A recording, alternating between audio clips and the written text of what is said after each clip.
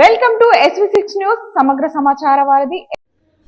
గజ్వేల్ నియోజకవర్గంలో రాహుల్ గాంధీ జన్మదిన వేడుకలు ఘనంగా జరిగాయి. ఈ వేడుకకు ప్రజలు వేల సంఖ్యలో హాజరయ్యారు. ప్రతి ఒక్కరూ రాహుల్ గాంధీకి పుట్టినరోజు శుభాకాంక్షలు తెలుపుతూ రాహుల్ గాంధీపై గల అభిమానాన్ని వ్యక్తం చేశారు. కేక్ కటింగ్ చేసి అనంతరం రుచికరమైన వంటలతో భోజన కార్యక్రమాన్ని కూడా ఏర్పాటు చేశారు.